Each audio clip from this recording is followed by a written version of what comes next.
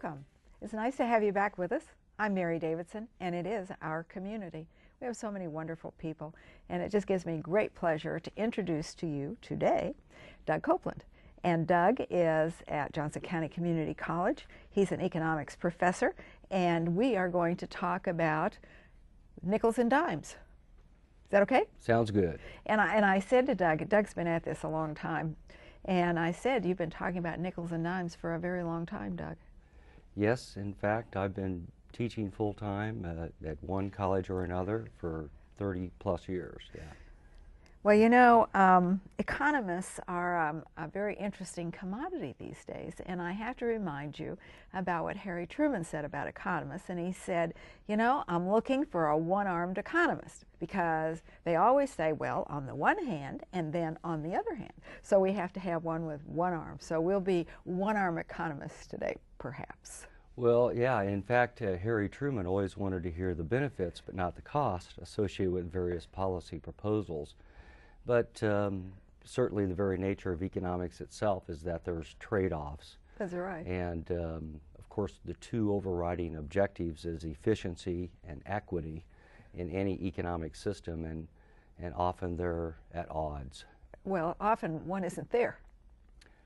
Well, or as much as you try to achieve one, That's it right. can come at the expense Well, of the do other. you remember what Lyndon Johnson said when he got Medicare passed? He said, he said, we can't tell anybody what it's going to cost because we never get this through. Well, there was some, yeah, that was true, but as it turned out, Americans certainly are happy that we do have Medicare But today. at the time, he thought that he could not, Yeah. The price tag always gives us pause, and it's giving us pause today. That's true, yeah. Let's talk just a little bit about our trade deficit. You know, we're all concerned, and we've done so many things to try to increase our exports and decrease our imports. And we all know how hard it is to find something that says made in America. And we do import a very huge amount of goods. What is the trade deficit? Why did it happen to us? And what can we do about it?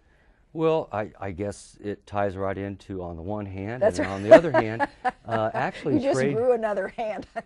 Well, you know, it's in the context of a growing globalization, Yeah.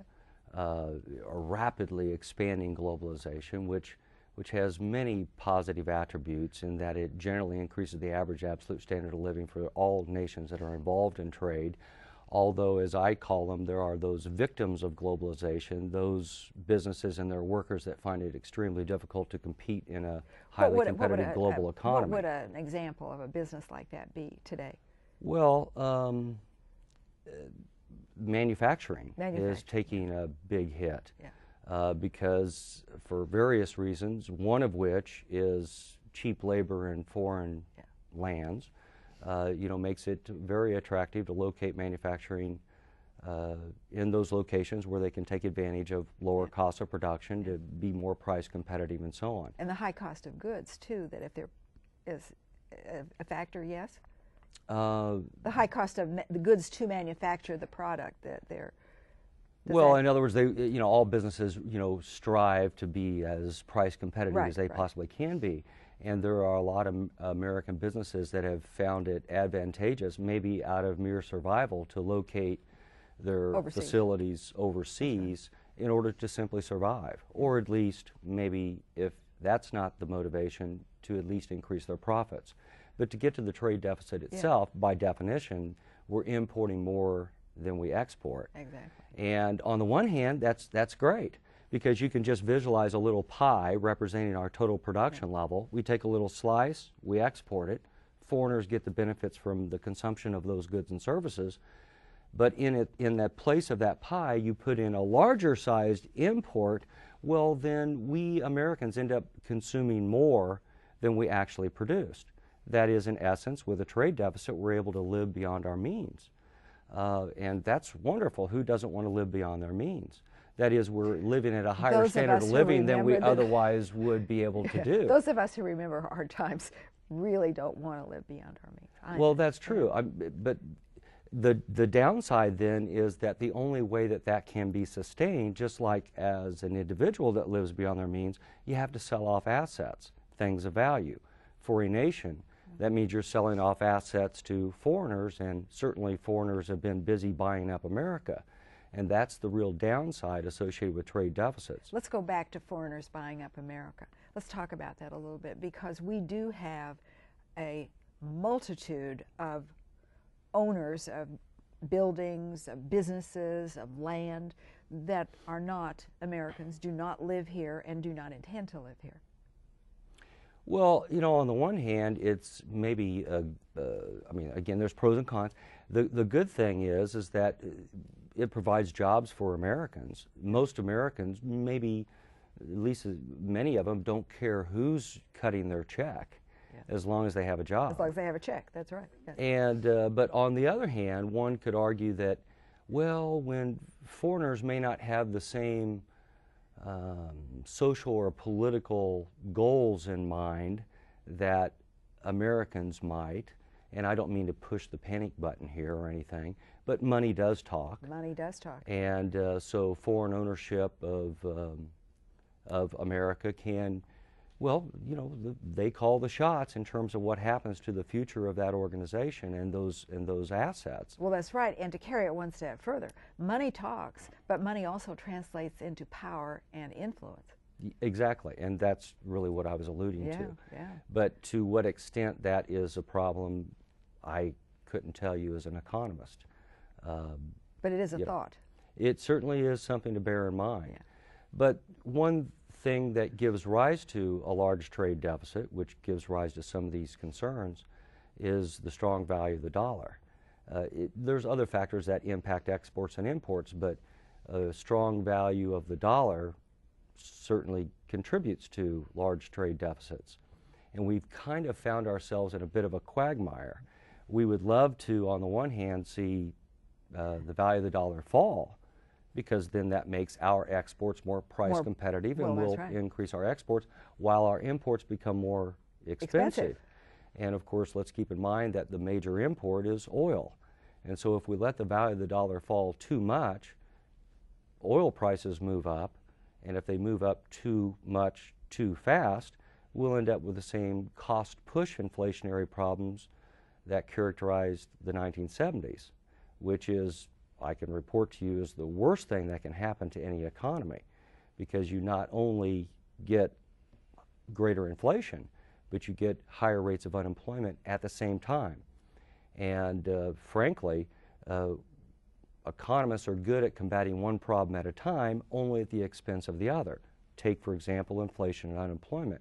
We can take the necessary steps in terms of fiscal monetary policy to reduce inflation, let's say, but it will only come at the expense of higher rates of unemployment, or vice versa. You can push down unemployment. It's like a balloon. It just pops out in higher inflation down the road.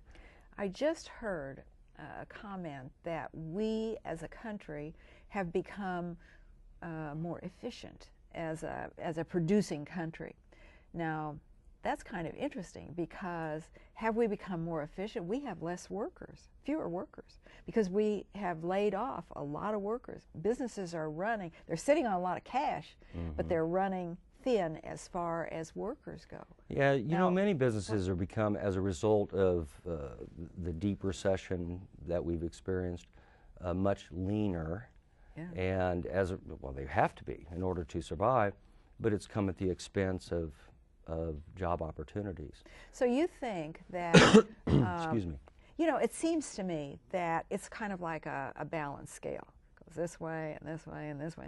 And the idea is to get it to balance, and that's really hard to do, particularly with our trade deficit, because we import so much stuff. And to make that switch, even if the value of the dollar falls and we can export more and import less, it still is very expensive to manufacture things here. And that's true, but you know, letting the value of the dollar fall to combat the trade deficit has the threat of cost push inflation. And so we have to get back to the basics. And the basics, and all economists agree on this, that there are certain ingredients for economic growth and national competitiveness. for an entire country or for a region or for a company or even an individual. The same general principles apply, and that is you need to invest in your people through health, education, and training to try to increase the productivity of the American workforce. And one can judge on their own how well we're doing on that front. I don't want to sound too pessimistic, but when we have almost 1/4 of our young people not graduating from high school, there's a huge potential problem. Yes. Beyond investing in our labor force, you need to invest in capital. That's plant and equipment or physical facilities, which comes in private domestic investment, where private companies need to invest in new state-of-the-art plant and equipment to enhance the productivity of their workers and to enable them to be more competitive in the global economy. Well, and moving away just a little bit from that, so many companies, from the trade deficit to the investment in their own business and in their infrastructure, whatever you want to call it, big companies are sitting on a lot of cash that they're not willing to spend at the moment. Right, that's true. And of course that perpetuates the recession and our inability to move forward in being more competitive. You think they're afraid to invest that money? Yes. In these scary times, yeah. they're very concerned about that.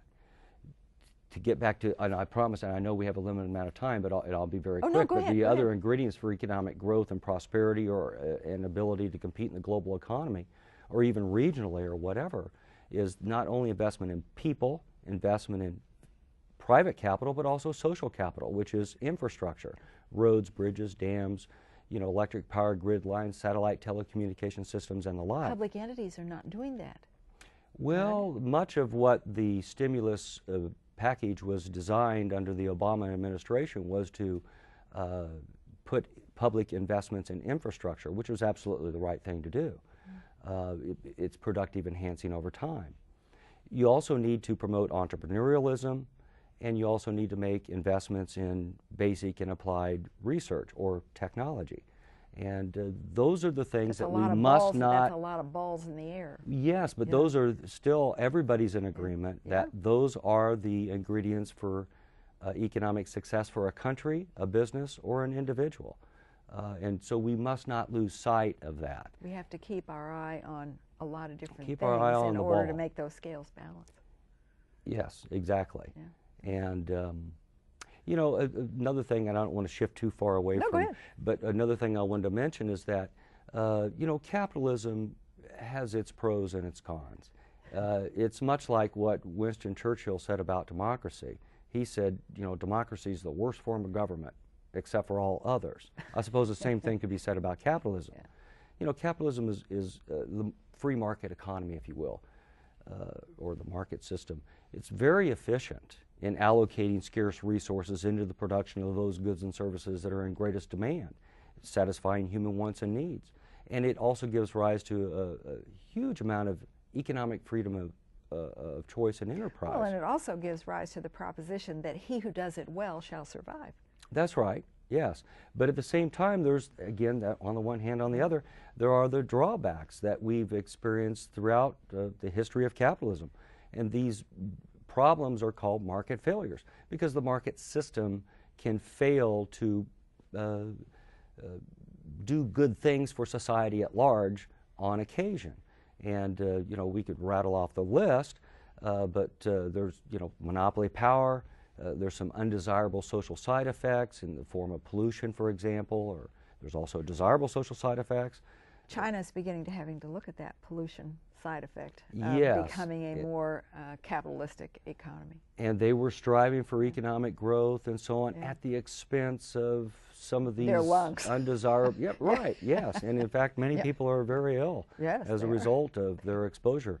Let's move just for a minute to the stock market, because I think the stock market is so interesting. Somebody will say, in fact, I was listening today, and they said, oh, whatever it was happened in the stock market, it has reacted. We're up 200 points today.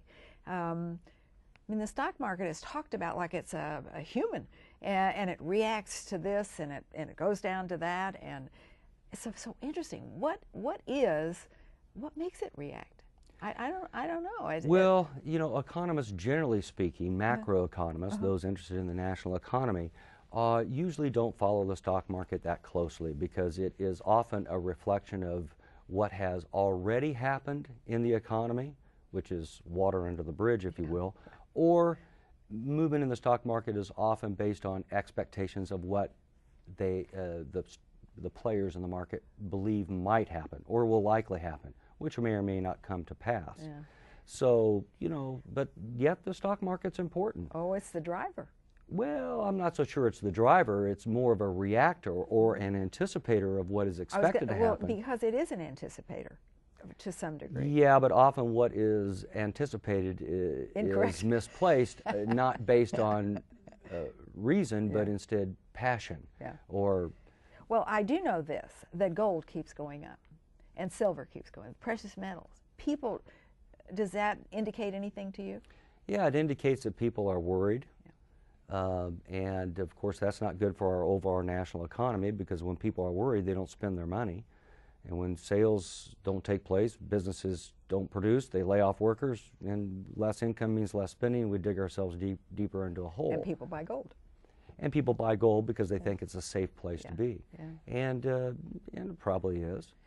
My father had a friend who invested all of his money in large diamonds, cut diamonds. And he made a lot of money because diamonds hold their value in hard times, and it's like gold. And he liked diamonds because he could move diamonds better than moving gold. Speaking of the stock market and the economy and all like that, let's talk about the housing market and the commercial real estate market as well. We're in the tank. Yeah, no doubt. And many economists disagree over whether we've hit bottom or not. Oh, I hope so, gosh. Yeah, well, we all hope so.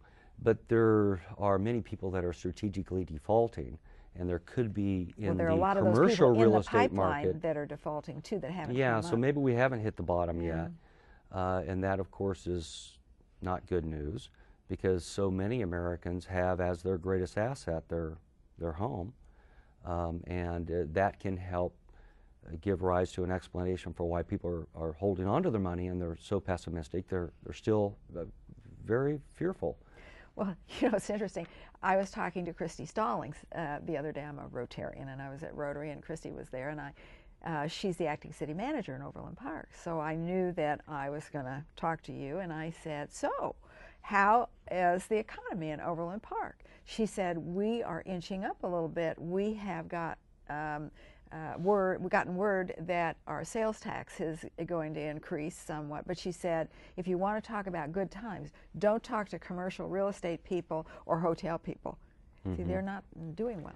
Right, yeah. Well, some, sectors of the economy will expand and move towards full employment and prosper long before others. Yeah. There's always these time lag issues, and certainly those sectors of the economy are still hurting. How long do you think it's going to take the housing market to recover? Is it going to take, probably unemployment to go down at least to a single digits and perhaps 5 or 6%, I would think. I don't know. I really don't know. I don't think anybody knows. No one has a crystal ball. We hope always sooner rather than later, but things are really not so good in the overall scheme of things, but that doesn't mean that there isn't hope. Of course there's hope. This too shall pass, and we'll come back to days of prosperity once again. It's just a matter of when and how fast we get there. A chicken in every pot once again? You bet. Yeah, it will happen. It will happen. This too will pass. But of course, we need to stay focused on getting us there. Well, since you are on an up note, let's go on a down note again and talk about the national debt. And I read someplace that a person said, well, we didn't actually overspend. The allocation just simply fell short of the expenditures. Well, you always Which I get thought all was kinds sort of humorous. Well, there's always a little humor in this whole thing. Sure. But our national debt is a major problem. Well, there's a lot of myths associated with the national debt. Okay. The national debt is simply a reflection of deficit spending. And deficit spending can be very appropriate when the economy is in the dumpers because recessions are caused by too little total spending. And if the private sector is not spending enough, then it's quite appropriate for the federal government to step in, or state governments or local governments to step in and to increase their spending or cut taxes and undertake what we call expansionary fiscal policy. So you think the stimulus package was a good thing to do? I think it was absolutely the right thing to do. One can argue over exactly to what extent should spending have been increased, or cuts in taxes, or where the spending should be undertaken, or whose taxes should be cut, etc. All of that's open for debate. But deficit spending was absolutely appropriate, which adds, of course, to our national debt. Well, yes, it does.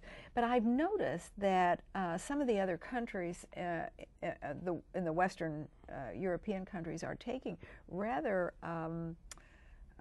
definite steps to cut their national debt. In other words, they're cutting social programs, they're raising taxes. All of these so-called austerity programs, sure. What do you think about that? Well, we're talking a lot about it here in the United States today. My fear is, as an economist, that we're going to do this too early and stifle any expansion in spending and therefore the economy before the economy is truly turned around and unemployment has come down. Timing is everything. Timing is everything. And my view is that this is not the, well, we need to start talking about addressing the large national debt, and that begins with reducing the deficit. But not now. Not with 9.6% unemployment. And it isn't going down. And it's not going to likely go down much for several years to come. The Federal Reserve, either yesterday or the day before or recently, indicated that unemployment is likely to remain around a 9% rate for all of 2011. This is way too high. Well, let's talk about this for a minute. The government has decided to cease unemployment checks for long-term unemployed people. Now, some of those people will simply move from unemployment to food stamps and which would be grossly inadequate to maintain their standards of living. I really don't understand the reasoning from an economic perspective. There is no economic reasoning behind not extending unemployment compensation. It would be absolutely the right thing to do, not for the economy, and leave aside to help out these poor folks that have lost their jobs due to no fault of their own. Do you think the Congress will revisit that decision? I would hope so. It would be sound economic policy and an extremely easy way to help stimulate the economy. And because most of the all of the recipients of these unemployment compensation, they're going to turn around and spend that money, and that's what we need, is to stimulate spending to create sales and production, job creation, and in many cases to keep these people from losing their homes and becoming homeless, and otherwise just absolutely devastated. Because I know that in Kansas now, I think there are something like 5,000 children plus in the system that are part of homeless families. And a lot of people forget that most of the people that are not so well off, that is, take for example those living in poverty, which is growing rapidly, 2/3 of them are children. Yes, they are. You can't very well, expect a 7-year-old to pull up their bootstraps and go out there and start, trying to take care of themselves. What do you think about, now Ireland, Portugal, Spain, these countries are getting their banks bailed out and getting loans, huge loans from other world countries. What do you think about that? Again, it's the right thing to do. We have no choice, really, do we? We really don't, because just as we bailed out our financial system following the big crash of October 2008 at the tune of $700 billion, which it has been recently reported by the Congressional Budget Office that that's actually only going to cost us $25 billion because most of that money was repaid. It was absolutely the right thing to do. When the financial community is hemorrhaging, you need to stop the bleeding. and otherwise it will spread. We live in a global financial marketplace, and so wherever there's some problems, you need to get on it. I think the comprehension of that phrase, global financial marketplace, is very hard for many of us to get our arms around. I really do. We have not been global, so global, most of our lifetime. And it's becoming what we Virtually are. all markets are global these days. These days, yes, they are.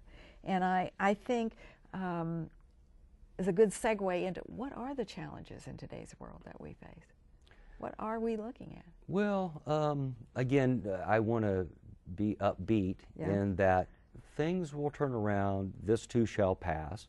But I kind of suggested earlier some of the ingredients for long-term growth and prosperity. Investment in your people, infrastructure, private capital, technology, and promoting entrepreneurialism. You should never lose sight of that.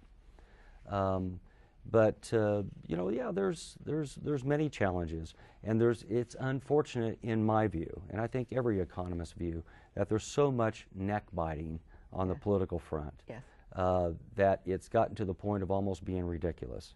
That we're no longer really undertaking a discussion of appropriate fiscal and monetary policy based on science, reason.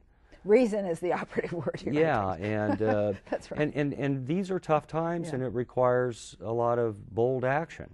But I would suggest to you that perhaps one of the greatest dangers that we face is fear. Oh yeah, sure.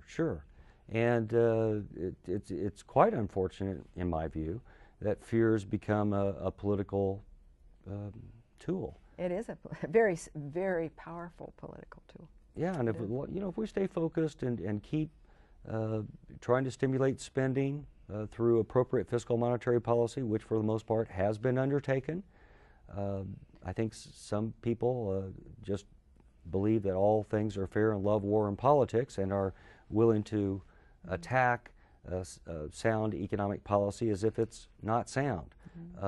But it is. It's appropriate to run these large deficits and to rack up the debt for now. But the time comes when we The have to time will fix come when we're going to have to pay the piper. On You the have to go monetary home policy with the front, guy we what need to brung increase ya. the money That's supply right. and keep That's interest right. rates down. That's right. All of that we flirt with a little bit of inflation down the road, but not when we have 9.6% unemployment. We don't have to worry about that problem for a long time. How long do we have? The biggest fear among economists is that it could take us many, many years for us to ever really get back to full employment. If we, for example, become overly politically concerned with deficits and the debt and expansionary monetary policy, which is kind of a phantom fear that's not so well based on real economic science. But if it could be a while. So we have to keep our head up, our brains intact, and move forward in a positive fashion. Always thinking about the future and being sure that we have a sound economy for ourselves, for our children, and for the future of this country. Absolutely. So I have to say, Doug Copeland, I truly appreciate, even if you've been a two-armed economist, that's okay. And I have certainly appreciated you and your thoughts about the economy, and Johnson County Community College is truly very fortunate to have you. Thank you. Well, that's very nice of you to say. I wish we had more time. We can do it again. Well, thank you for coming. Right, thank you for coming. It's always a pleasure to have you as we talk about our community. I'm Mary Davidson. I'll see you soon again.